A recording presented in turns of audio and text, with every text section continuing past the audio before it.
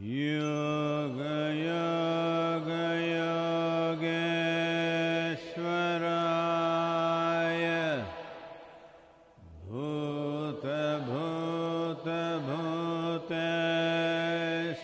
भूतभूतभूतेश्वराय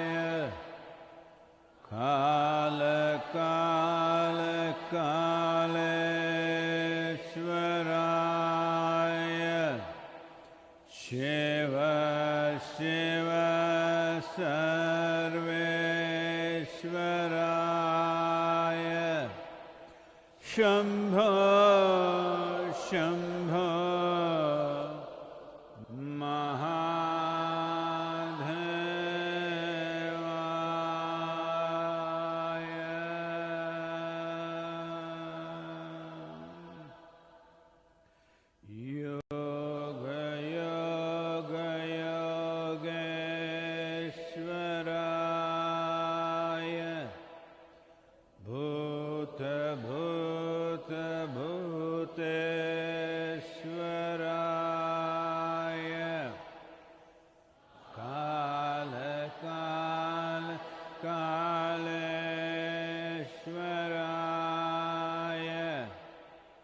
Shiv Shiv सर्वेश्वराय Shambho Shambho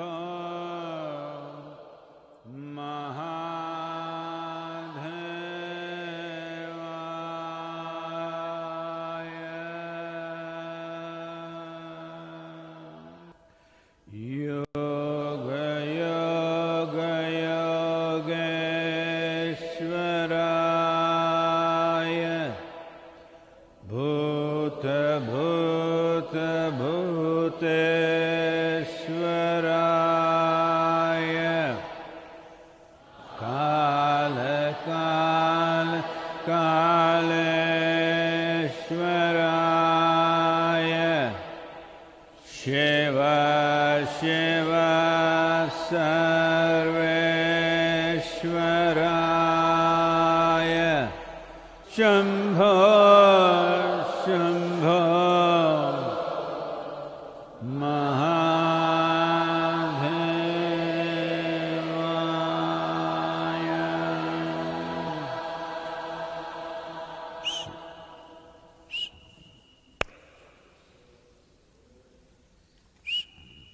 Please.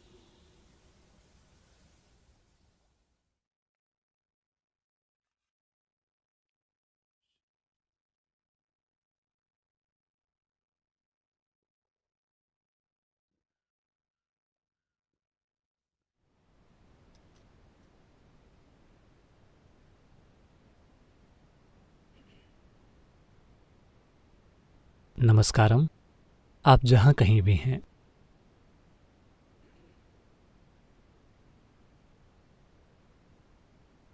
तो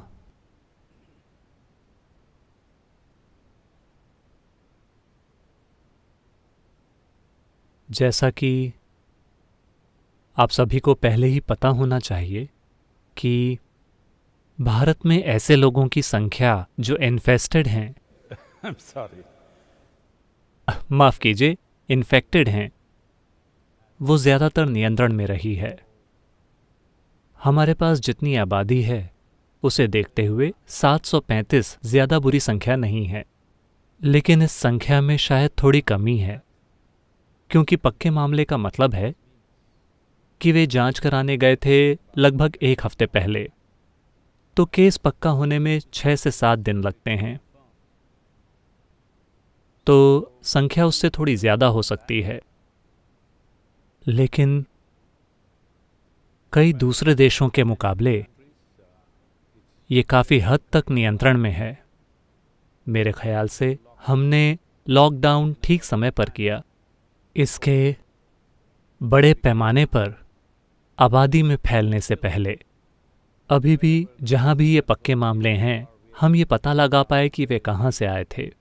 उनमें से ज़्यादातर लोग विदेशों से सफ़र करके लौटे थे, लेकिन कई दूसरे देशों में दुर्भाग्य से ये काबू के बाहर जा रहा है। यहाँ तक कि यूनाइटेड किंगडम के प्रधानमंत्री को भी कोरोना वायरस का इन्फेक्शन कंफर्म हो गया है। प्रिंस चार्ल्स को भी ये इन्फेक्शन है। तो ये पूरे द्वीप में फैल रहा है। न्यूयॉर्क शहर में 10,000 से ज़्यादा लोग इन्फेक्टेड हैं। तो अमेरिका में मेरे विचार से वहाँ आंशिक लॉकडाउन है। उनके पास बड़ी जगह होने का फ़ायदा है जो शायद यूके के पास ना हो। स्पेन में 2,300 से ज़्यादा मौतें हुई हैं। इटली में अभी भी वही चल रहा है। तो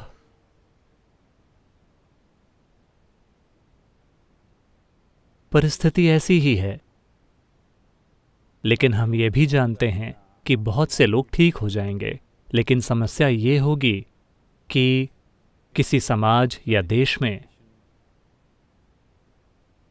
अगर बहुत ज़्यादा लोग इन्फेक्टेड हो जाते हैं तो किसी भी देश के लिए उनके लिए ज़रूरी मेडिकल सहायता की व्यवस्था करना असंभव होगा। उस वक्त लोग बड़ी संख्या में मरने लगेंगे। तो इस लॉकडाउन के ज़रिए हम यही रोकने की कोशिश कर रहे हैं। और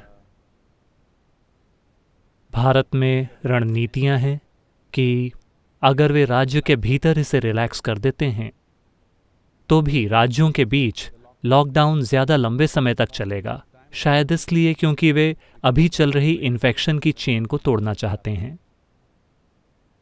अगर किसी शहर में लोगों की एक बड़ी संख्या इन्फेक्टेड है तो उसके बाद इसे दूसरों को छूने से रोकना बहुत मुश्किल है। कुछ दुखद घटनाएं हुई हैं, जहां कल अटलांटा में एक स्वास्थ्यकर्मी, मेरे ख्याल से एक 42 साल की महिला, वो अस्पताल में काम कर रही थीं और वो घर गईं और वो मर गईं। उनके पास 4 साल का बच्चा था, कोई दूसरा घर में नहीं था और वो बस कोरोना से मर गईं। तो इस तरह की दुखद कहानियां आ रही हैं। तो मैं चाहता हूं कि हर कोई, आप में से हर कोई, जिस भी तरह से आप दूसरों को बता सकें, ये पक्का कीजिए कि हर कोई शारीरिक दूरी बनाकर रखता है और आपको समस्या का कारण नहीं होना चाहिए। इस बात का आपको ख्याल रखना है। तो आप में से वो लोग जो हमेशा थोड़े से आलसी हैं, कि आपने हमेशा काम पर जाने को कोसा है, आप में से वो लोग जो थैंक गॉड इट्स फ्राइडे किस्म के लोग हैं, ये आपका समय है। मज़े कीजिए कम से कम 3 हफ्तों या 4 हफ्तों के लिए, या ये जितने दिन भी चले। बड़े पैमाने पर आर्थिक पैकेज दिए जा रहे हैं। अमेरिका और भारत दोनों में हर चीज़ पर जोर लगाया जा रहा है। ये लगभग ऐसा ही है कि हम 3 महीने तक नहीं जिए और हम फिर वापस आएंगे। ये गुलिवर के अनुभवों जैसा है, लेकिन सिर्फ 3 महीनों के लिए। तो सबसे महत्वपूर्ण चीज़ ये है कि लोग डरें नहीं और बेवकूफ़ी भरी चीज़ें न करने लगें। लोग डर कर सड़कों पर भागना न शुरू कर दें। यह बहुत महत्वपूर्ण है कि आप सभी अपना शारीरिक और मानसिक संतुलन कायम रखें। ये एक अच्छा समय है खुद को ठीक करने का। जब मैं पीछे मुड़कर देखता हूं, पिछले 3 दशकों या लगभग 4 दशकों में कभी भी, या मेरे पूरे जीवन में, मुझे कभी भी 3 हफ्ते नहीं मिले जहां मैं खुद के साथ कुछ कर सकूं। ऐसा कभी नहीं हुआ। तो यहां मैं हूं। तो मैं चाहता हूं कि आप भी इसका सबसे अच्छे तरीके से उपयोग करें। 3 हफ्ते काफी ज्यादा समय है। अगर हम 3 हफ्तों में पर्याप्त प्रयास करें तो हम शारीरिक रूप से ज्यादा मजबूत और फिट, मानसिक रूप से ज्यादा स्थिर और अधिक क्षमतावान भी बन सकते हैं। ऊर्जा के स्तर पर और आध्यात्मिक स्तर पर हम कई चीजें कर सकते हैं 3 हफ्तों के फुल टाइम काम के जरिए।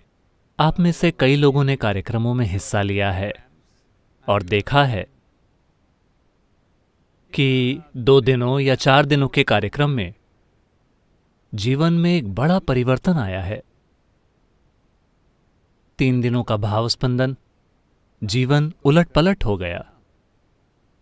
तो अपनी चीज करने का ये आपका समय है, यानी वास्तव में आप एक ऐसा जीवन बने जो ऊंची उड़ान भरे। हाँ, आइए हम अपने रास्ते में आने वाली हर चीज के बारे में शिकायत ना करें। वायरस अपना काम कर रहा है, हमें अपना काम करना चाहिए। यही महत्वपूर्ण है। हम वायरस का काम ना करें, हम अपना करें। अगर आप वायरस को खुद से दूसरे इंसान तक ले जाते हैं या किसी दूसरे इंसान से खुद में और खुद से किसी और में ले जाते हैं, तो आप वायरस का काम कर रहे हैं। आप वायरस की पार्टी के हैं। अगर आप वायरस के साथ सहयोग नहीं करते तो इसका मतलब है कि आप वो कर रहे हैं जो आप करना चाहते हैं। यही समय है। ये छुट्टी दी गई है। हालांकि यह हमें कई स्तरों पर आर्थिक रूप से पीछे ले जाएगी।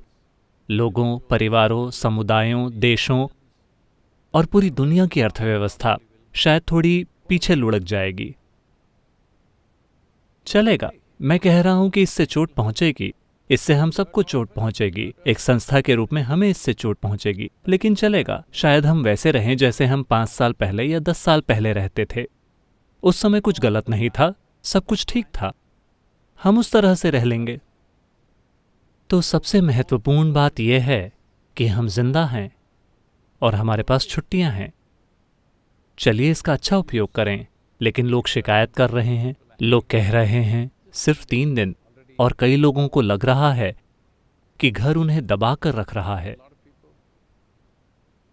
अभी तक वे शिकायत कर रहे थे, मेरे पति कहाँ हैं, मैं उन्हें हफ्ते में केवल 1 बार देख पाती हूँ। मेरी पत्नी कहाँ है, वो काम पर जाती हैं, मैं उन्हें देख नहीं पाता। मुझे तुम्हारी याद आ रही है, तुम्हें मेरी याद आ रही है। अब हमें ऑफिस की याद आ रही है। तो इंसानी रिश्ते ऐसे ही हैं। जब आप साथ होते हैं तो ये एक समस्या है, जब आप दूर जाते हैं तो ये एक समस्या है।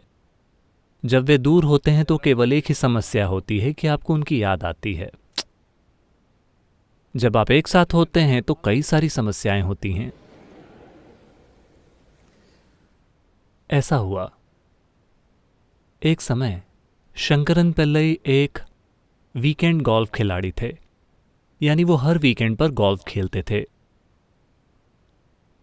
तो एक शनिवार की सुबह वो अपने जूते पहन रहे थे।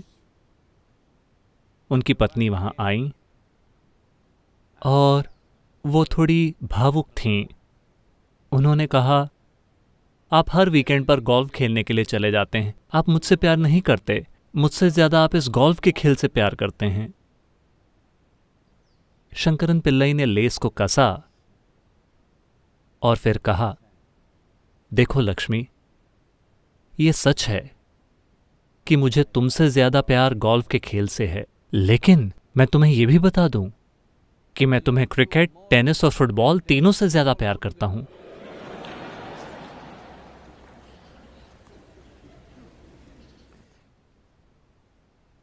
तो समय आ गया है, इस पर ध्यान देने का समय आ गया है कि हम कौन हैं, हम किस चीज से बने हैं, हमारी सीमाएं क्या हैं। ये इसे ठीक करने का समय है। तो ये इसके लिए एक अच्छा समय है। हम खुद को मूर्ख न बनाएं। अरे, आपने जो अजीबोगरीब विचार रोमांटिक उपन्यास, फिल्मों वगैरह से उठाए हैं, अब समय आ गया है कि हम इस पर ध्यान दें कि हम कौन हैं। हमारे पास समस्याएं हैं। अगर हमारे पास समस्याएं हैं तो हमें उनका सामना करना होगा। हमें लगता है कि कोई और व्यक्ति समस्या है।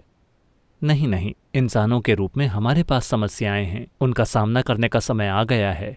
ये बहुत बहुत महत्वपूर्ण है। अगर आप इसे हर दिन दौड़ते भागते सारा काम करते हुए कर पाए होते तो ये शानदार होता, लेकिन अगर आप वो नहीं कर पाए तो ये एक ऐसा समय है जब आप अकेले बैठे हैं। आपको जो भी समस्याएं हो रही हैं, जाहिर है कि वो आपकी ही हैं। बॉस आसपास नहीं है, आप उन्हें दोष नहीं दे सकते। ट्रैफिक अब खराब नहीं है, आप वहां हैं ही नहीं। आप अपने पागलपन का दोष ट्रैफिक पर नहीं डाल सकते। आपको समय पर ऑफिस नहीं पहुंचना है तो आप उस पर भी दोष नहीं डाल सकते। आप घर पर बैठे हैं और पागल हो रहे हैं, जाहिर है कि ये आप ही हैं। यही समय है इसे ठीक करने का।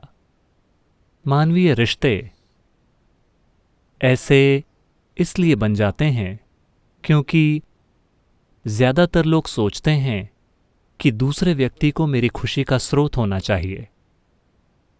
नहीं, ये देखना आपका काम है कि आप खुशी का स्रोत हैं, दूसरे व्यक्ति के लिए खुशी का स्रोत। हर कोई हमेशा उस अद्भुत व्यक्ति से मिलना चाहता है जिसका अस्तित्व ही नहीं है। दरअसल मेरे पास जीवन का काफी अनुभव है, मैं आपको बता रहा हूं, ऐसे व्यक्ति का अस्तित्व नहीं है। क्योंकि अगर आजकल हर कोई, कम से कम भारत में, लोगों के विचार में सबसे सुंदर और अद्भुत इंसान हैं कृष्ण। वे नाचते हैं, गाते हैं, प्यार करते हैं और वो शानदार हैं, ठीक है। लेकिन उनकी पत्नियां अपने समय में लगातार शिकायतें करती रहती थीं। तो यहां तक कि उनकी पत्नियां भी शिकायत कर रही थीं, क्योंकि आपको हमेशा लगता है कि किसी और को अद्भुत होना चाहिए। समय आ गया है, ये 3 हफ्तों का समय पर्याप्त समय है कि आप वो अद्भुत व्यक्ति बन जाएं जिससे आप मिलना चाहते हैं।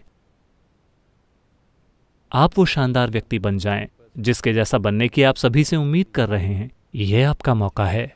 अगर आप वो शानदार व्यक्ति बन जाते हैं तो बाकी लोग भी इसका आनंद ले सकते हैं, लेकिन सबसे बढ़कर आप इसका आनंद लेते हैं।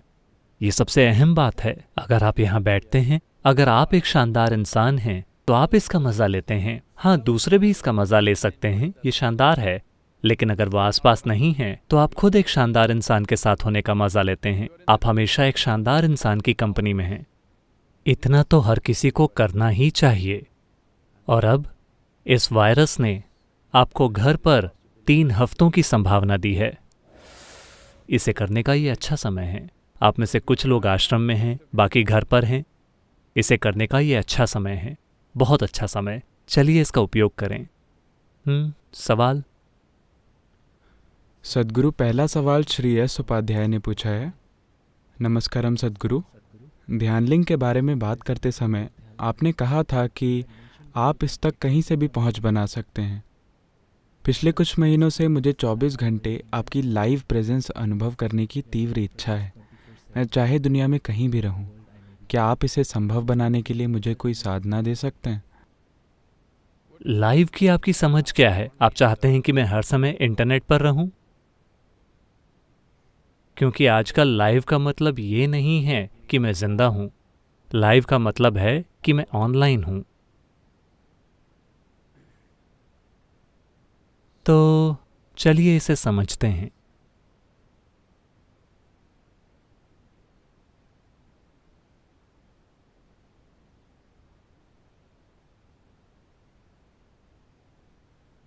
आप अभी जो हैं उसके बारे में आपकी सोच ये है कि ये मैं हूं। हमने आपके साथ इसके बारे में काफ़ी बातें की हैं, आपके साथ काफ़ी प्रक्रियाएं की हैं कि जिसे आप अपना शरीर मानते हैं उसे इकट्ठा किया गया है। तो ये आपका है, ये आप नहीं हो सकता। दूसरी चीज़ ये है कि वो सारा झमेला जो आपके सिर में चल रहा है, आप सोचते हैं कि वो मैं हूं, मन में भरी हुई चीज़ें, लेकिन उसे भी इकट्ठा किया गया है, वो भी आपका है, क्योंकि कोई और इसे नहीं लेना चाहता। तो ये आपका है, लेकिन ये आप नहीं हैं। तो आप जिसे मानते हैं या जिसे आप मैं के रूप में नहीं जानते, लेकिन आप जानते हैं कि आपका अस्तित्व है, लेकिन आप ये नहीं जानते कि आपके अस्तित्व की प्रकृति क्या है। तो आध्यात्मिक प्रक्रिया का पूरा उद्देश्य और जो उपकरण स्थापित किए गए हैं वो लोगों के जीवन में इस अनुभव को लाने के लिए हैं।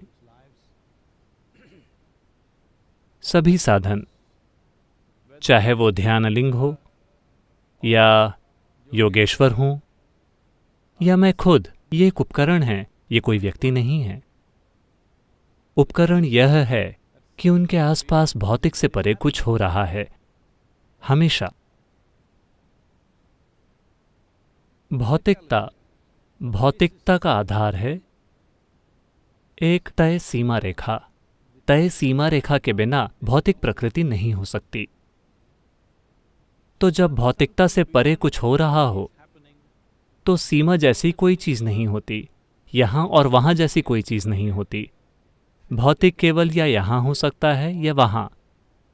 वह जो भौतिक नहीं है वो न तो यहाँ है और न ही वहाँ, या वो यहाँ भी है और वहाँ भी। सुनने में ये आपको थोड़ा पहुंच से बाहर लग सकता है, लेकिन आमतौर पर ज़्यादातर इंसानों के लिए, मैं कहूँगा कि 90% से अधिक इंसानों के लिए, वे किसी चीज़ पर पूरा ध्यान सिर्फ तभी दे सकते हैं जब वे भावनात्मक रूप से उससे जुड़े हों।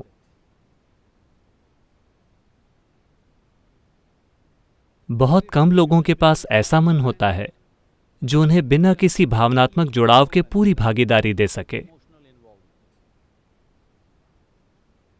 इसमें बहुत काम लगता है एक ऐसा मन पाने के लिए कि आप किसी चीज पर पूरी तरह से केंद्रित रह सकें, उससे भावनात्मक रूप से जुड़े बिना। लेकिन मैं कहूंगा कि 90% लोगों के लिए पूरी तरह से केंद्रित रहने के लिए उन्हें भावनात्मक सहारे की जरूरत होती है। यही कारण है कि केवल वे लोग जो आपको लगता है कि आपके प्यार के दायरे में हैं, आप सिर्फ उन पर ध्यान देते हैं। जो नहीं हैं, आप उन्हें नजरअंदाज कर देते हैं, आप उन पर ध्यान नहीं दे सकते। तो इसी वजह से आध्यात्मिक प्रक्रिया हमेशा मिली-जुली होती है। ध्यान केंद्रित करने का एक बहुत आसान तरीका, हम भक्ति, भावना, इन सब की बात करते हैं। क्या वाकई इसकी जरूरत है? नहीं। अगर आप बस यूं ही पूरी तरह से हो सकें तो आपको किसी भावना, किसी भक्ति की जरूरत नहीं है। बस यहां बैठे हुए एक सूखी छड़ी की तरह आप फिर भी इस ब्रह्मांड की ऊर्जाओं के साथ स्पंदित हो सकते हैं। लेकिन वो लोगों की एक बहुत छोटी संख्या है। बाकी लोगों को किसी तरह का, उनके दिल में किसी चीज को उन्हें खींचना होगा, वरना वे उस दिशा में नहीं देखेंगे। वे कुछ सेकंड के लिए देखेंगे और फिर वो यहां वहां हर कहीं देखेंगे। जहां वो भावनात्मक रूप से जुड़े होते हैं, सिर्फ उसी दिशा में वो लगातार अपना ध्यान बरकरार रख पाते हैं। जो भी चीज भावनात्मक रूप से आपके लिए मायने रखती है, आपका मन वहीं केंद्रित हो जाता है। तो उस रूप में ये एक बहुत अच्छा साधन है। तो उसी वजह से हम प्रणाली में भावना को लेकर आए। जब हम भावना को लेकर आए, emotion. भावना को तो आप जानते हैं, वो वैसी होती है। चूंकि ये वैसी है, उसे सही दिशा में ले जाना एक बहुत बड़ी चुनौती है और ये बेमतलब जटिल लगती है, क्योंकि हर व्यक्ति अपने ही तरीके से इसके अर्थ निकालने लगता है, क्योंकि हर इंसान की भावना अपने ही तरीके से अनोखी होती है। तो उन सारी चीज़ों में मत उलझिए, इस बारे में चिंता मत कीजिए कि कोई और क्या कर रहा है, किसी और के साथ ये कैसे होता है।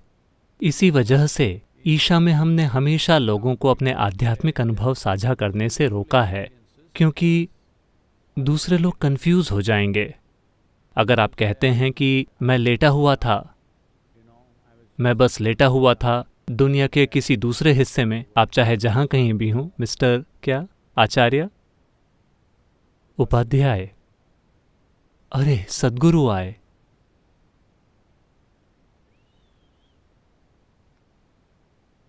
और मेरे लिए इतनी सारी मुसीबत, क्योंकि अब हर तरह के लोग कहने लगेंगे कि सद्गुरु ने आकर ये किया, सद्गुरु ने आकर वो किया। आमतौर पर ये अच्छी चीज़ों से शुरू होता है। फिर कुछ समय के बाद वो सारी बकवास जो वो करते हैं, सद्गुरु। अभी ऐसा भगवान के साथ हो रहा है। सौभाग्य से वो यहाँ नहीं है। आप उन्हें किसी भी चीज़ का दोष दे सकते हैं, लेकिन आप उन तक पहुँच नहीं सकते, तो कम से कम आप उन्हें सज़ा नहीं दे सकते। तो ये ठीक है। हर चीज़ के लिए, हर वो बकवास जो होती है, मैं सोचता हूँ कि ये भगवान की मर्जी है, इसीलिए मैं ये सारी बेवकूफ़ी भरी चीज़ें कर रहा हूँ। अब जब ये चीज़ मेरे जैसे किसी जीवित इंसान पर केंद्रित हो जाती है, तो बहुत ज़्यादा मुसीबत। तो आप जहाँ कहीं भी हैं, क्या हम वहाँ मौजूदगी उपलब्ध करा सकते हैं? बेशक, वरना क्या मतलब है? फिर तो ये बस आध्यात्म की बातें करना बनकर रह जाएगा। आध्यात्म की बातें सबसे अच्छे स्तर पर प्रेरणा हो सकती हैं और सबसे बुरे स्तर पर मनोरंजन हो सकती हैं। ये बस यही हो सकती हैं। इसके बारे में बातें करना, बातें करना, बातें करना। शुरुआत में प्रेरणा की जरूरत होती है, लेकिन अगर आपको जीवन भर प्रेरणा की जरूरत पड़ रही है तो आपका कुछ नहीं किया जा सकता। प्रेरणा ये इग्निशन की तरह है। इंजन स्टार्ट हो जाता है। इंजन स्टार्ट होने के बाद अगर आप इग्निशन दबाते हैं तो बुरी आवाजें आती हैं। लोगों के साथ भी यही होगा। एक बार उन्हें पर्याप्त प्रेरणा मिल गई, फिर उन्हें प्रेरणा देते रहने की कोई जरूरत नहीं है। वे कट्टर बन जाएंगे। अगर आप लगातार लोगों को प्रेरणा देते रहते हैं तो वे सनकी बन जाएंगे, जो दुनिया में सबसे ज्यादा बेतुकी और भयंकर चीजें करेंगे। बहुत ज्यादा प्रेरणा। प्रेरणा इग्निशन की तरह है, किसी व्यक्ति को स्टार्ट करने के लिए थोड़ा सा धक्का। इसके बाद इसका कोई काम नहीं है। उसके बाद उनके पास ऐसी प्रक्रियाएं और तरीके होने चाहिए जिससे वे संपर्क स्थापित कर सकें। सबसे बढ़कर कैसे भी किसी न किसी तरीके से भागीदारी होनी चाहिए। तो हम एक प्राण प्रतिष्ठित आकार के बारे में बात कर रहे हैं, जैसे ध्यान लिंग, या मैं या आप। जब हमने आपको दीक्षा दी, मैंने इसके बारे में बात की है, लेकिन ज्यादातर हमने इसके बारे में बात करने से परहेज किया है। हम अभी भी शांभवी को दीक्षा कह रहे हैं। ये वास्तव में दीक्षा नहीं है, क्योंकि कुछ भी दिया नहीं जाता है। ये एक तरह की प्राण प्रतिष्ठा है। आपको बस रोज अपना अभ्यास करना है। ये शक्ति चलन क्रिया या शून्य ध्यान की तरह नहीं है जिसमें एक विशेष प्रक्रिया हो। यहां आप बस इतना कर रहे हैं जैसे आप, ये मंदिर में झाड़ू लगाने जैसा है। लोग हर दिन ध्यानलिंग मंदिर में झाड़ू लगा रहे हैं। वे ध्यानलिंग को रिचार्ज या कुछ और नहीं कर रहे। कोई अनुष्ठान नहीं, कोई प्रक्रियाएं नहीं, बस मंदिर में झाड़ू लगाना, उसे साफ रखना। आप शांभवी के साथ भी बस इतना ही कर रहे हैं। आप खुद को बढ़ावा देने के लिए कुछ भी नहीं कर रहे, बस इसे साफ रखना, क्योंकि ये प्राण प्रतिष्ठित है। अगर आप इसे साफ नहीं रखते, मान लीजिए कि आप अपने खिड़की के शीशों को साफ नहीं करते, अचानक ऐसा लगता है कि सूरज भी ठीक से चमक नहीं रहा है। यहां तक कि सूरज भी ठीक से नहीं चमक रहा, क्योंकि आपकी खिड़की के शीशे साफ नहीं हैं, या आपको मोतियाबिंद है। अचानक सूरज भी चमकीला नहीं लगता। यह आसानी से हो सकता है। तो आपको बस इतना करना है कि इसे साफ रखें। सद्गुरु, मैं महीने में एक बार अपनी साधना करता हूं। माफ कीजिए, दिन में एक बार। मैं बस थोड़ा निर्दयी बन रहा हूं, बस यूं ही। ये छुट्टी का दिन है।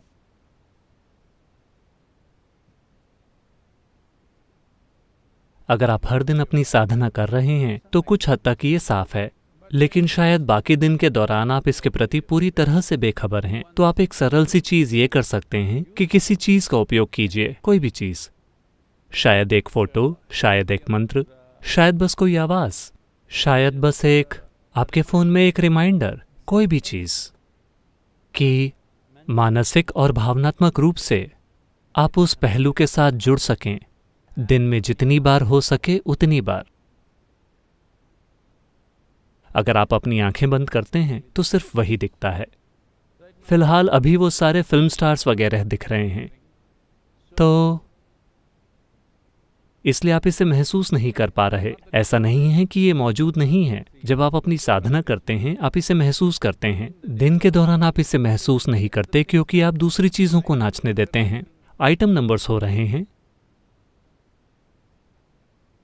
तो आप कुछ भी कीजिए, जिसका चाहे उसका उपयोग कीजिए। शायद फ़ोन में एक रिमाइंडर, शायद एक फ़ोटो जिसे आप देख सकें, या फ़ोन का स्क्रीन, आप स्क्रीन सेवर के रूप में कोई चीज़ डाल दें, या कोई मंत्र। आप खुद मंत्र का जाप कीजिए या बस उसे सुनिए, कुछ भी कीजिए। हम बस इतना करने की कोशिश कर रहे हैं कि मानसिक और भावनात्मक रूप से आप एक ही दिशा में केंद्रित हैं। अगर आप इतना करते हैं तो मौजूदगी बहुत मजबूत होगी। अभी भी ये मौजूद है, लेकिन मोतियाबिंद के साथ आप कैसे देख सकते हैं? आप बस मोतियाबिंद को दूर करने की कोशिश कर रहे हैं। जीवन के किसी भी ऐसे आयाम को अनुभव करना बिल्कुल संभव है जो भौतिक प्रकृति के द्वारा सीमित नहीं है। उसे महसूस करने और अनुभव करने और जानने में आपको कोई दिक्कत नहीं है। दूरी कोई समस्या नहीं है। अभौतिक आयाम के लिए दूरी जैसा कुछ नहीं होता। दूरी भौतिकता की एक अभिव्यक्ति है। अगर 1 इंच मौजूद है तो 1 मील भी है। अगर 1 मील है तो 10,000 मील भी हैं। ये ऐसा ही है। 1 इंच से 1 प्रकाश वर्ष तक दूरी मौजूद है, सिर्फ भौतिक चीज़ों के कारण। अगर भौतिकता न हो तो दूरी के कोई मायने नहीं हैं। ये कोई भौतिक आयाम नहीं है। तो इसे महसूस करना, इसे जानना, इसे अनुभव करना एक चुनौती नहीं होगा। अगर उस दिशा में थोड़ा ध्यान केंद्रित हो तो अपने खुद के साधन बनाएं कि कैसे खुद को याद दिलाएं। हर कुछ मिनटों में या घंटे में एक बार, या आपको जैसा पसंद हो, ये हो जाएगा।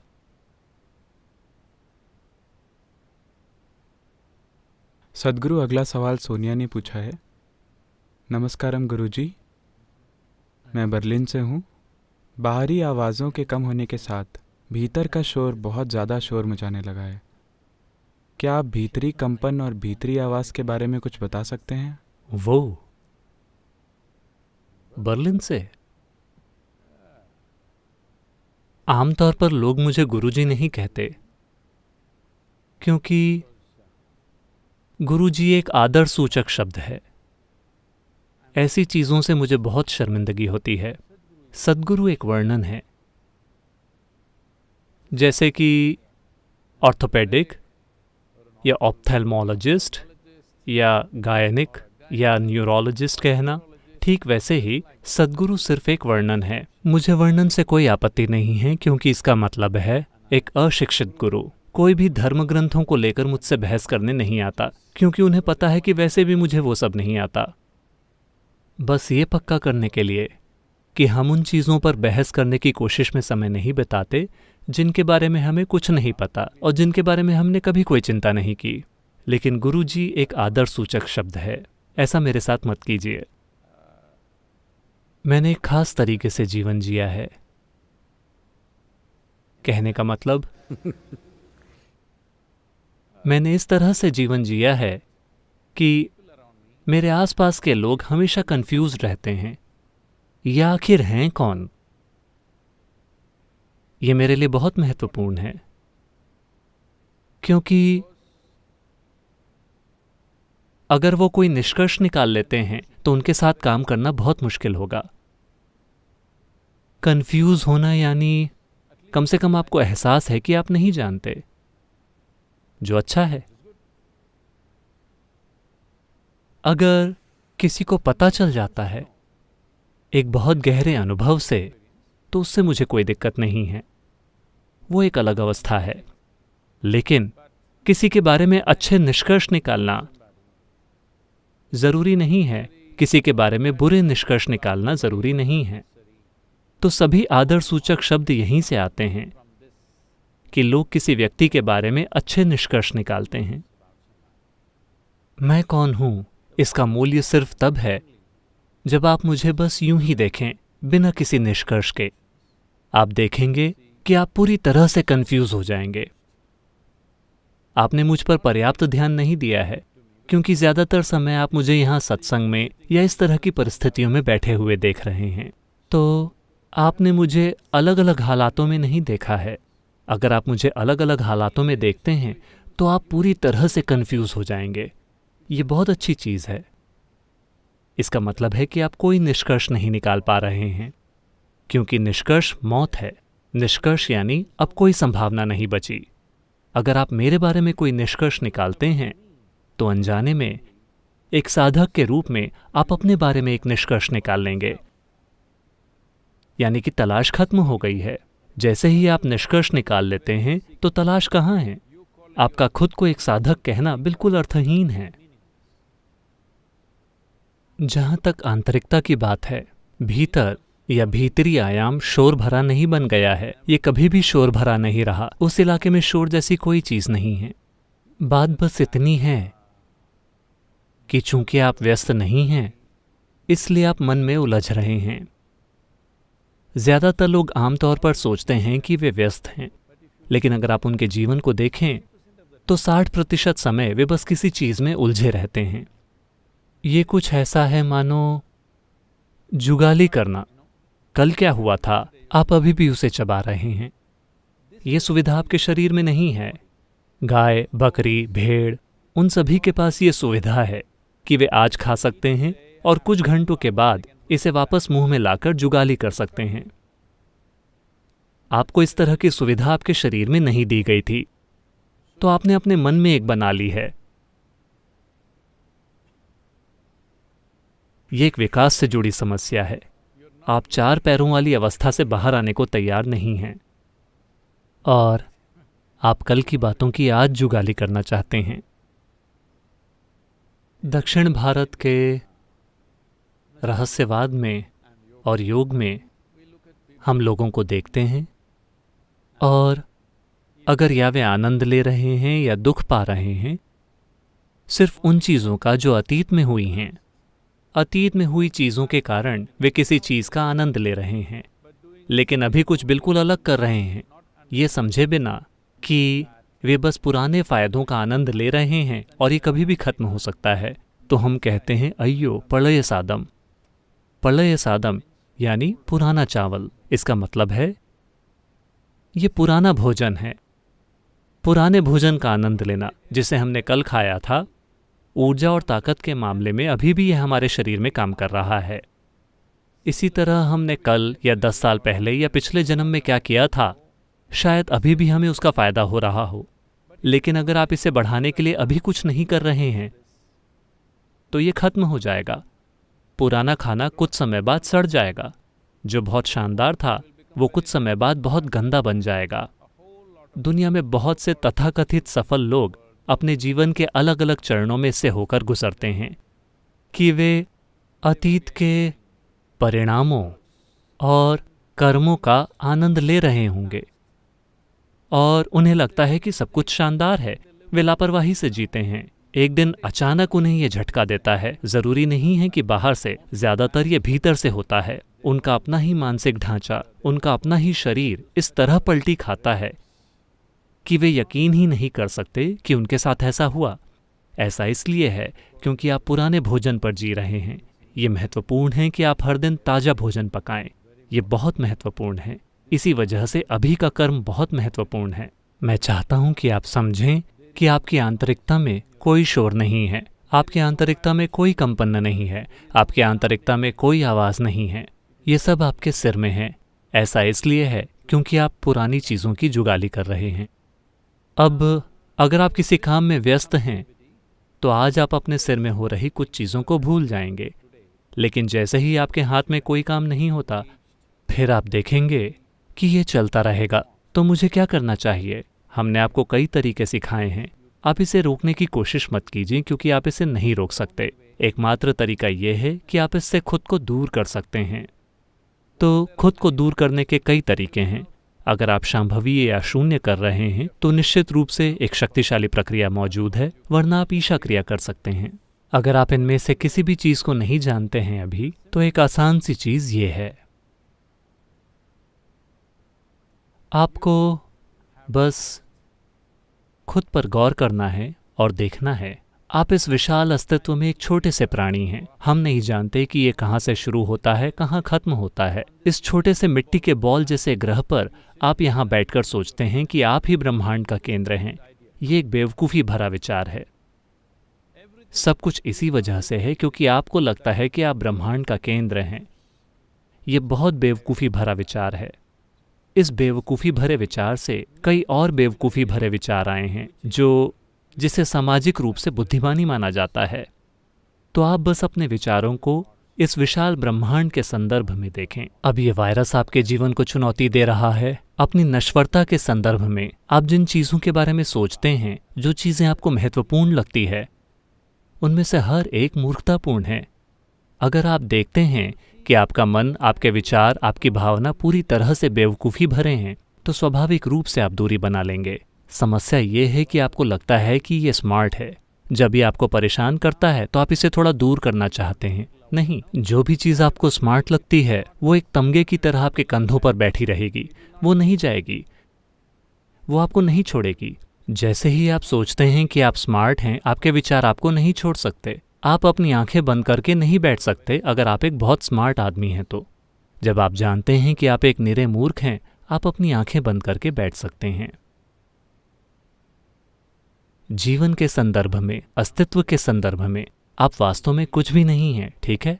सामाजिक रूप से आप कुछ हो सकते हैं। मूर्खों के बीच मूर्ख लोग चमकेंगे। इसका जीवन के रूप में कोई मतलब नहीं है। एक जीवन के रूप में कल ये एक छोटा सा बेवकूफ वायरस आपकी जान ले सकता है। हाँ, मैं कह रहा हूं आप या मैं। ये बस हमें मार सकता है।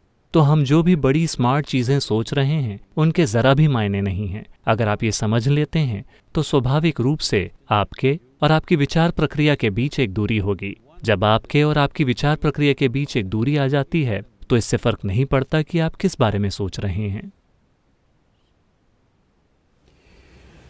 योग योग योगेश्वराय भूत भूत भूतेश्वराय काल काल कालेश्वराय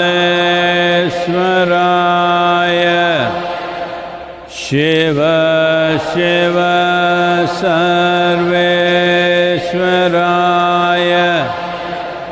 शंभो शंभो महा